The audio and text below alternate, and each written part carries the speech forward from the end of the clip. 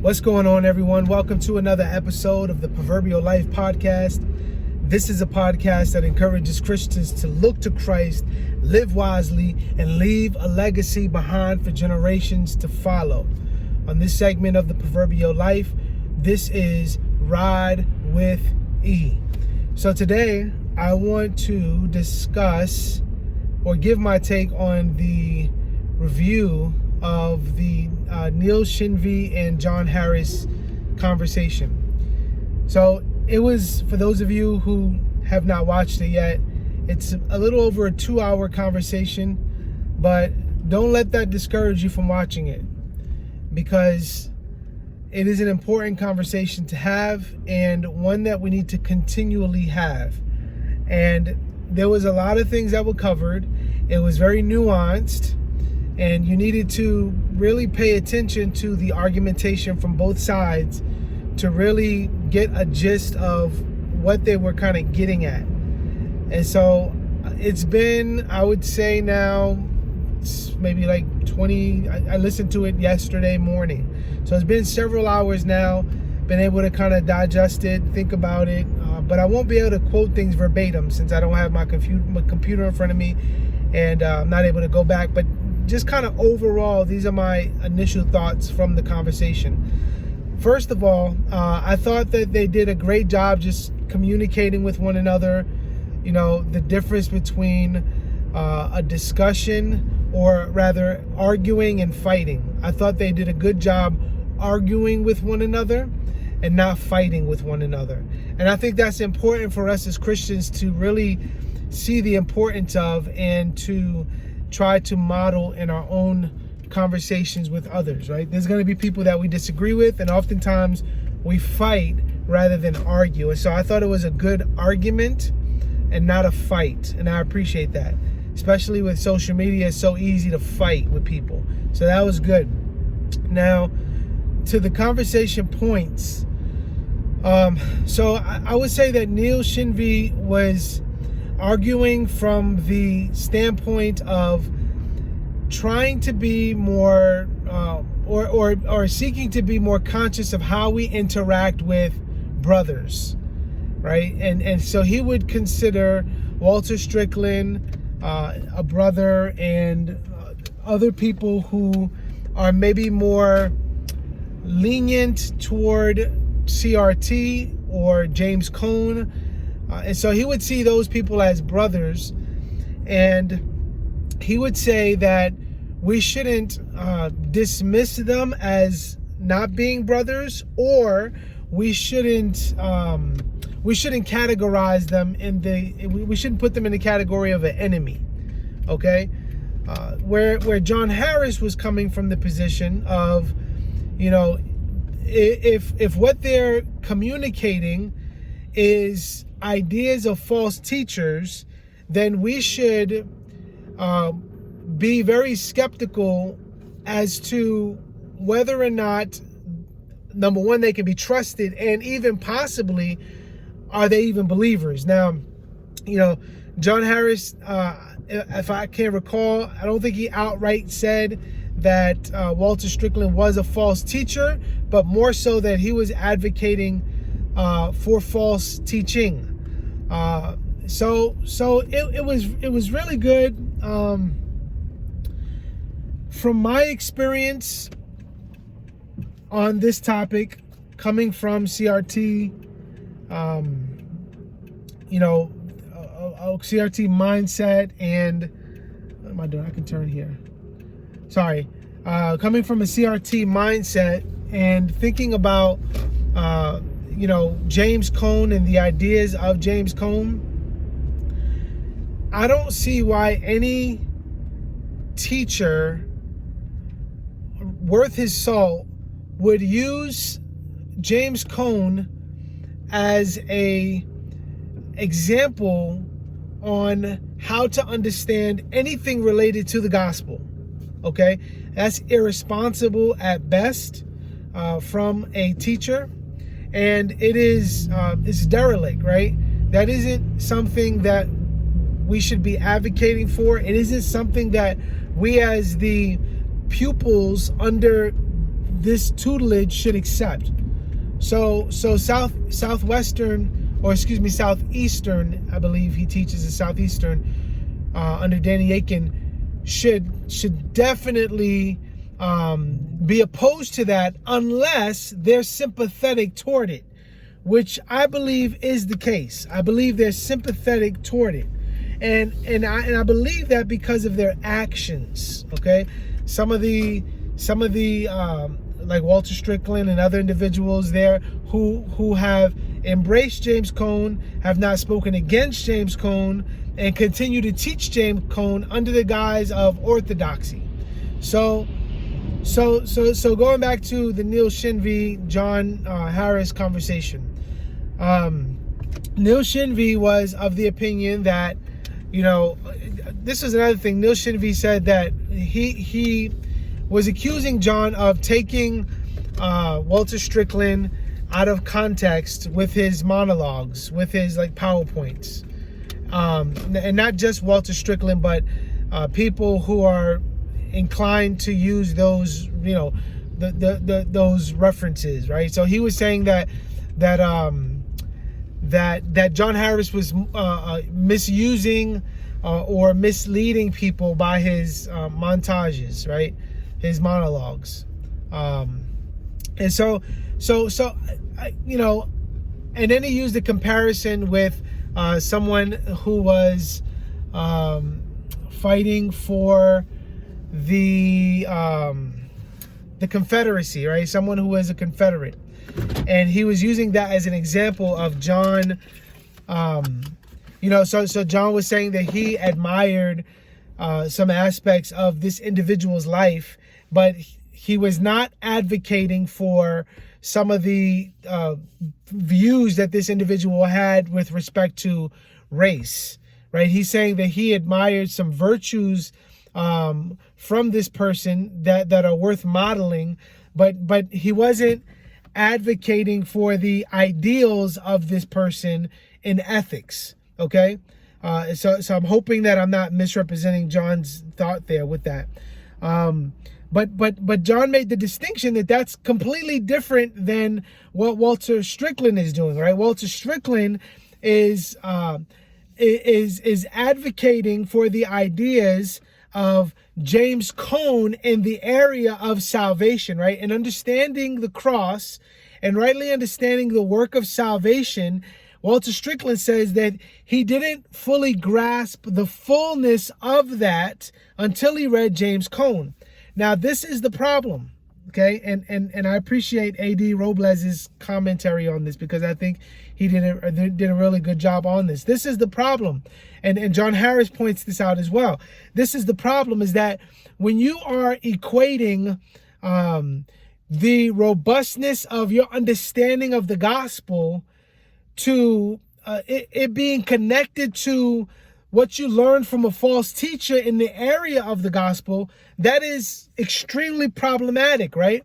Because the unbeliever's understanding of the gospel is void, right? Because otherwise he would be a believer. He's a false teacher. James Cone is a false teacher. And so, Walter Stickland is saying that he didn't understand the gospel in the way that he understands it now, up until the point he read James Cone's position on the cross in the lynching tree, right? That's problematic, okay? Because now what you're going to communicate about the gospel moving forward is from the perspective of a heretic, okay? Now, unbelievers can have good insight. They can have truth that they communicate by accident, right? Because they are created in the image of God, and all truth is God's truth. But when it's connected to the gospel, there can be components of truth that an unbeliever communicates, but one that shouldn't be adopted because there's too much to weed out.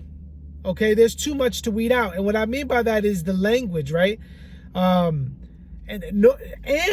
to actually, communicate that to young minds who maybe don't have the intellectual vigor to weed that stuff out.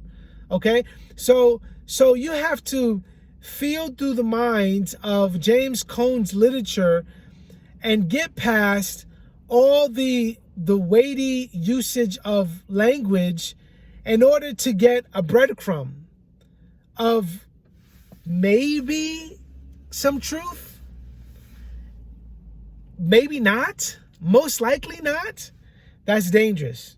That's extremely dangerous, and it isn't wise, and it is one that should definitely. So kind of taking the most positive light I can take of Walter Stickland is that it is utter, it's irresponsible and foolish for him to advocate for the ideas of James Cone with respect to the gospel, like understanding the gospel, okay?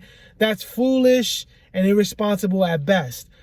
Worst case scenario, it isn't accidental that he's embracing James Cone, but that he could also be advocating intentionally for the same ideas as James Cone holistically, all right? So that's worst case scenario. I don't want to say that that is the case, but I'm inclined to believe that that is the case, okay? I'm inclined to believe that Walter Stickland has been so rocked by James Cone and his introduction to racism and the lynching tree in connection to what he would say is the gospel. I think he's been so rocked by those ideas that he actually believes them. This is the problem. The words that James Cone uses, he's talking about liberation theology, black liberation theology. So in order for you to be saved, you need to become black. At the core of what it means to be black is equated to what it means to be saved, and what it means to be a Christian. So the lynching tree, although we, and Neul Shenvi was saying, can you not agree that lynching is wrong? Yeah, of course we can understand that lynching was wrong, but we have to be careful, right? The Marxists and liberation theologians and people who advocate for CRT, they use language in the same way that Mormons use language, in the same way that cults use language. The words, they visually look the same, and we can phonically hear them the same, but they have a different meaning. So when James Cone talks about the lynching tree, right, it isn't just the physical lynching tree that he's talking about. There's something more than the lynching tree. The lynching tree is a picture of something that's salvific to James Cone. So we shouldn't embrace that language from James Cone because it isn't a biblical language. And it isn't advocating for ideas that are pointing sinners to Christ with the true gospel. So for some reason, that concept just, I think, went over or was missed by Neul Shenvi. And I get it. I think that Neul Shenvi is believing all things and hoping the best for professing believers in Christ. What I think Jon Harris was getting at was, if it walks like a duck and talks like a duck or quacks like a duck, then it's a duck, right? And I think that we should mark individuals who are consistently advocating for wrong ideas, even after being corrected, and advocating for false teachers knowingly. Okay? It would be the equivalent of me embracing, the ideas of Mormonism, right? Favorably, and saying that I did not, and this is actually an example that Jon Harris used in the conversation. That I did not understand. I did not fully and comprehensively understand the gospel of Jesus Christ until I understood Mormonism's teaching on the topic. That would be dangerous. Even if I can pull out statements that sound true from Mormon doctrine, I would be really be giving the false teacher the benefit of the doubt that the words that he's saying mean something different than even what he intended them to mean. So anyway, that's my overall synopsis of a 2-hour conversation. I hope that that's helpful. I don't know if it was, but I'm still thinking through it. I would love to hear your thoughts. I would love to hear what you took from the conversation. I would encourage you, if you have not listened to the conversation, please do so. Please do so. It was good. It was nuanced. I loved it. It was an intellectual conversation. It was one that I was just like, ooh. You know, it was like two giants, you know, arm wrestling and jousting with words and ideas and concepts, and I really appreciated it. I would say that I am more favorable toward Jon Harris's argumentation and position on this. I'm really not trying to be biased. I appreciate both of those brothers and the work that they contribute and the voice that they have in coming against CRT, which is critical race theory and Marxist ideology within the church. I think that Neul Shenvi's position is probably a bit more more generous than I would like it to be, in my opinion. Although Neul Shenvi never said that, he made it clear that he doesn't have a problem calling out names and doing things of that nature. Although I do appreciate the point that Jon Harris pointed out was, look, man, you're getting on to me and to the people from enemies from within about, you know, maybe the wording that we're using and the methodology that we're embracing, when you're not even dealing with the people in your own backyard, right? You're not calling out Walter Stickland. You're not calling out SBC. You're not calling out J.D. Greer and people who are, you know, and you're in favor of Resolution 9. You know, so I would rather, this is my position, and I'll close with this. I would rather be wrong about calling out these brothers with what I see to be clear problems, right? And being consistent with the New Testament's teaching with marking people who are espousing to false teaching, right? And trying to be nuanced and make the distinction between someone who is embracing false teaching and someone who is a false teacher, okay? But also recognizing that if someone is embracing false teaching, even after being continually corrected, then I'm probably going to be more inclined to putting them in the category of a false teacher, okay? So I would rather be in the position of calling those people false teachers who are embracing false ideas even after being corrected. I'd rather be in that category than to be on the other end of the spectrum and say, well, I'm not going to put this person in that category even though they're espousing false ideas about the gospel. You know, and I'd rather just say, look, God, like, this is why I took that position. I tried to have a clear conscience and not misrepresenting this individual. You know, I tried to be careful and nuanced, but God, this is the evidence. Like, this is what they said consistently, even after being corrected. And so, you know, forgive me. So anyway, I'm going to stop here. I hope this was helpful. This is the Proverbial Life podcast, and we encourage Christians to look to Christ, live wisely, and leave a legacy behind for generations to follow. Please leave a comment below. If you have not subscribed to the YouTube channel, please do so. Hit the notification bell so that you are updated every time we make a video. Till next time, y'all, grace and peace.